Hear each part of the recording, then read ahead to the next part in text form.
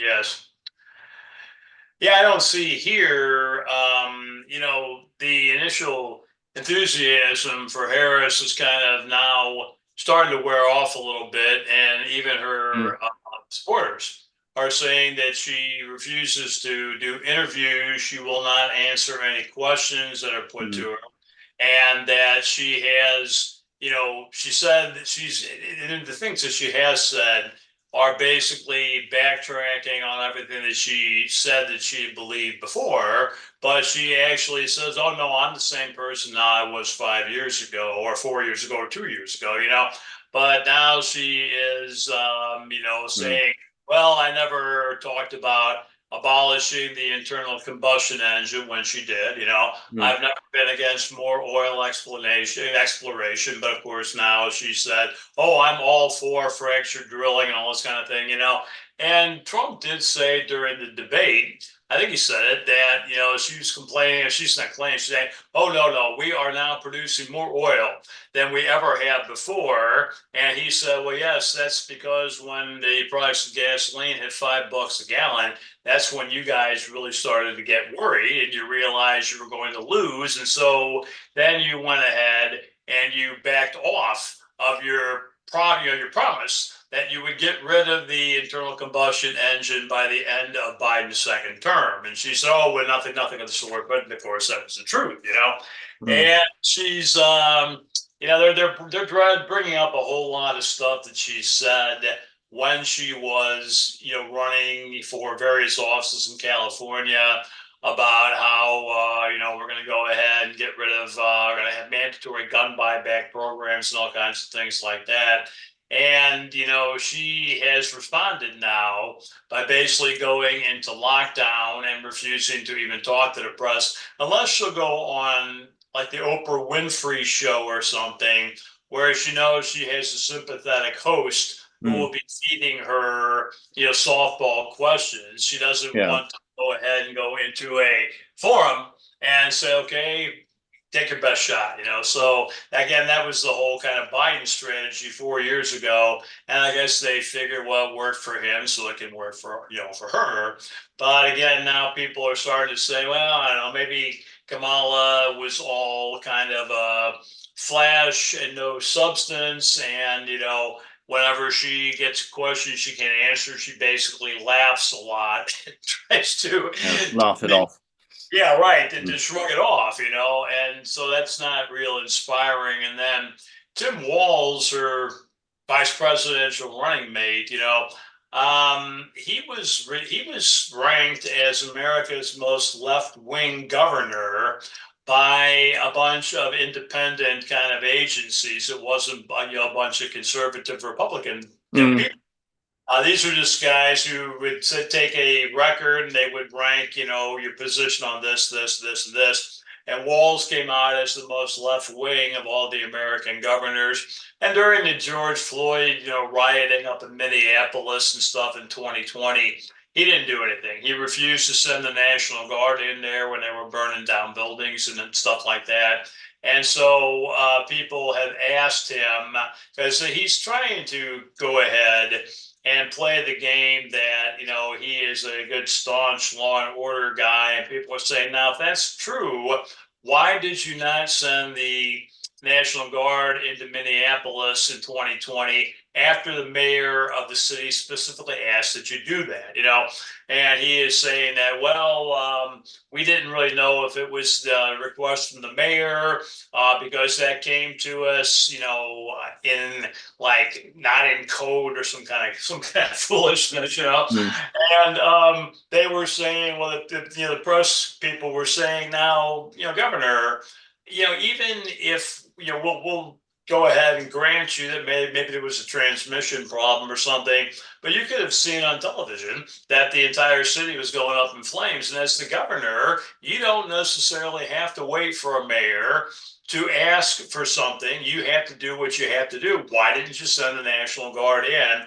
And then he started kind of obfuscating and saying, well, I didn't have to ask for the mayor, but I was obliged to seek his best advice. No, a governor has to lead. A governor doesn't simply respond to a mayor asking for something, a governor saying, hey, the whole, basically the whole place is burning down and we're going in there and you better, go ahead and be ready to meet us and help us, but he didn't do anything on that. And he's been, I don't see, they say, and I don't know for sure, but they say that he exaggerated his military record, where he claimed that he had been wounded, he was a sergeant major, and he never was any of these things.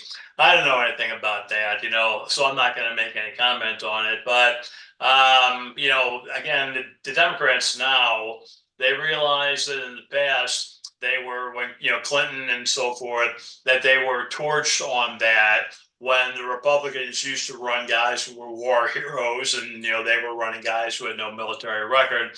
So they were like, well, we got to go ahead and look around and find guys of our own who have served honorably. In fact, here in Missouri, they got this guy who's running for the Senate, a Democrat, who runs all this television commercials saying, I am Lieutenant Colonel Lucas Kuntz, and I don't know anything about him. But, he talks about, and he was saying that, well, when I am a U.S. Senator, I will go ahead and vote to, go ahead for border security, no matter who is president, See, he is saying I'm a Democrat, and that is our problem.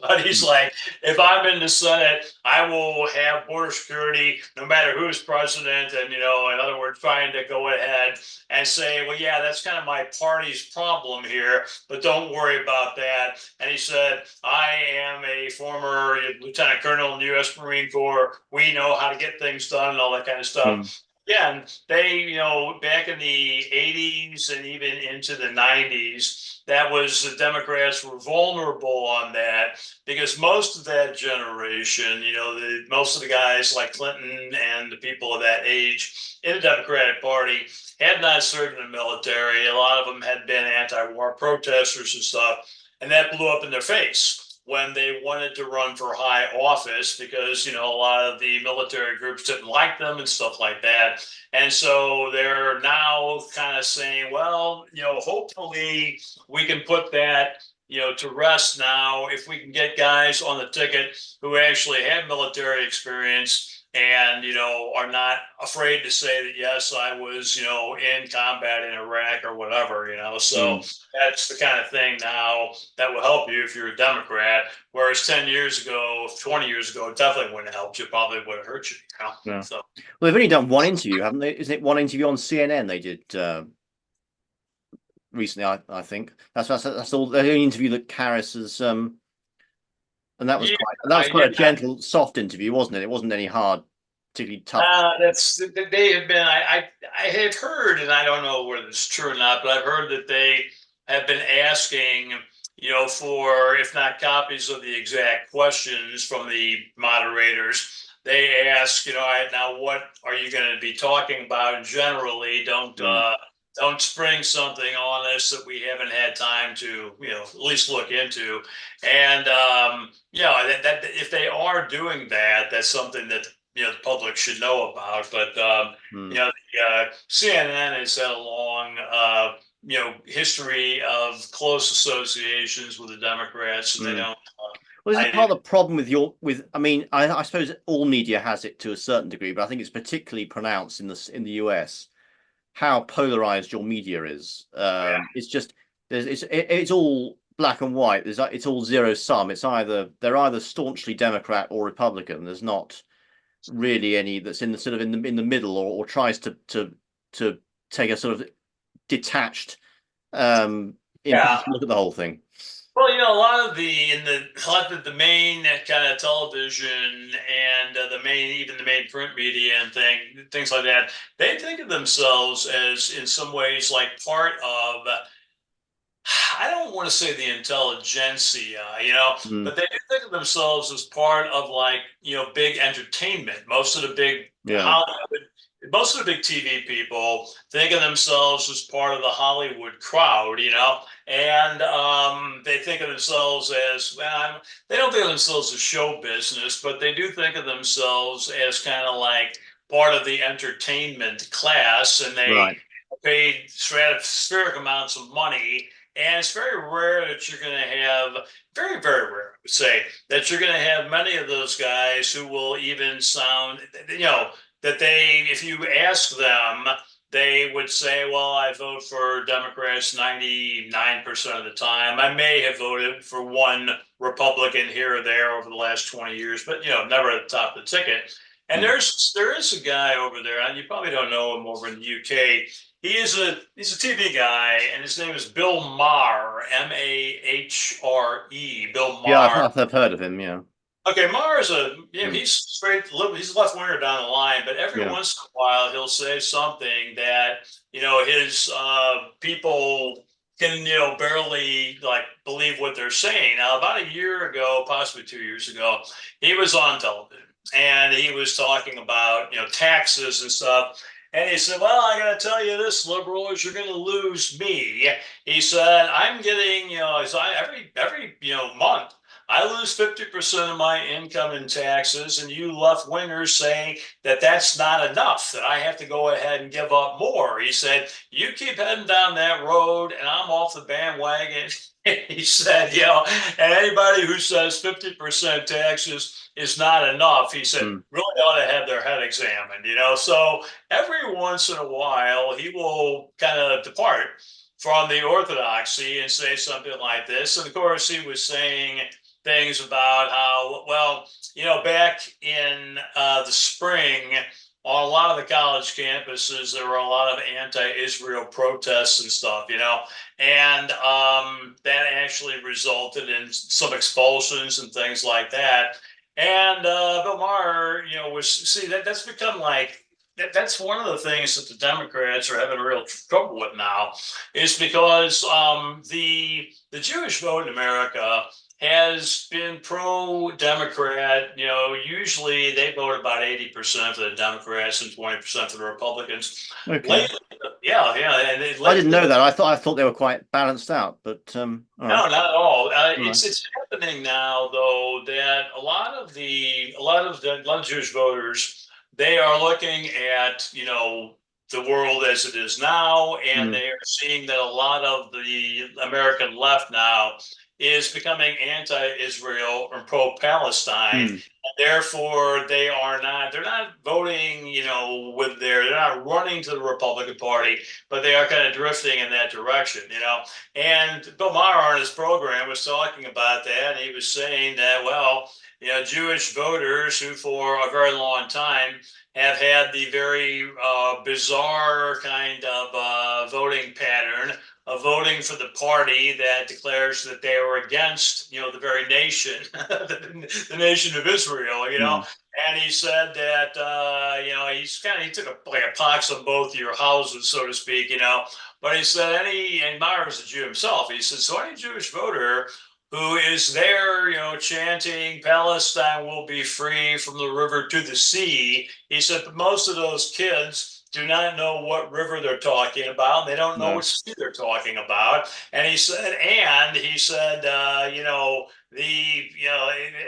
if we cannot just, basically look at this and remember who our friends were and who our enemies are today, then we mean the Jewish people. He said, we've had it. And a lot of again, Maher is a certified dyed liberal leftist, but he comes up with every once in a while something. Yeah, he's quite sensible. He's quite fair. He'll happily criticize his own side. Yeah, Yeah. that's exactly it. Mm. And And he'll talk to conservatives as well, I've noticed. yeah, Um, yeah, he does do yeah. that. He'll invite conservatives onto his program, and for a while, a lot of conservatives didn't want to go on there because they were like sensing that they were going to be sandbagged or something. Mm. But he does. Well, first of all, his program is an hour long on Mm. HBO, and that allows real interviews because you got a half-hour thing and you're trying to get all this stuff in there. That's when you go ahead and you condense an interview to maybe 2 minutes or whatever, and you can't really get into anything. the bar will ask questions. He will allow guys to answer, which a lot of the people will not do. Mm. And if he thinks that if he thinks what the guy is saying is nonsense, he'll call him out on that. But as I say, he does say that well,